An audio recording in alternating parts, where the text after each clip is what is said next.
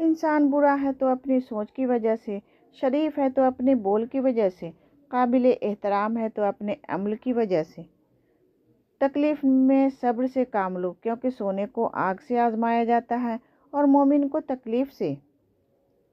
زندگی میں اگر آپ کی انتہائی عزیز اور قریبی لوگ بھی آپ سے دغا کر جائیں، آپ کے خلاف ہو جائیں، تب بھی اگر آپ صبر سے کام لیں اور اللہ پاک پر کامل بھروسہ رکھیں تو اللہ پاک آپ کو وہ مقام عطا کریں گے کہ زمانہ دیکھتا رہ جائے گا۔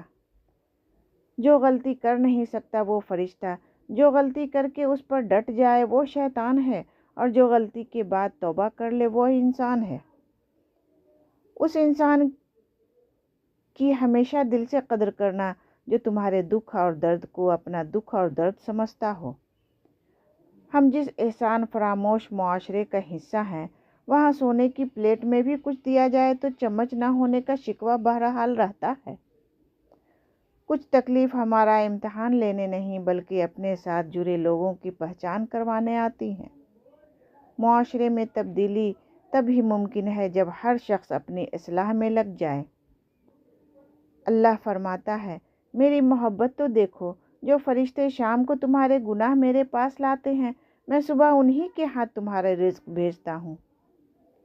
اپنی ساری باتیں اپنے رب کے ساتھ کرو اور اپنے رب کی باتیں رب کے مخلوق کے ساتھ کرو۔ جو لوگ آپ سے بغض یا حسد رکھتے ہیں ان سے نفرت نہ کریں، کیونکہ یہی اصل میں آپ کے فین ہیں جنہیں مکمل یقین ہے کہ آپ ان سے بہت بہتر ہیں۔ زیادہ سمجھدار اور زیادہ بے وقوف میں کوئی فرق نہیں ہوتا، کیونکہ یہ دونوں کسی کی نہیں سنتے۔ صبر دے کر نہیں بھیجا جاتا، آہستہ آہستہ ہر آزمائش پر عطا کیا جاتا ہے، ورنہ انسان تو اپنی پہلی آزمائش کو ہی آخری حد مان لیتا۔ موم بتی کو آخر میں پتہ چلتا ہے کہ اسے ایک ایسے دھاگے نے ختم کیا ہے جسے اس نے اپنے سینہ میں چھپایا ہوا تھا۔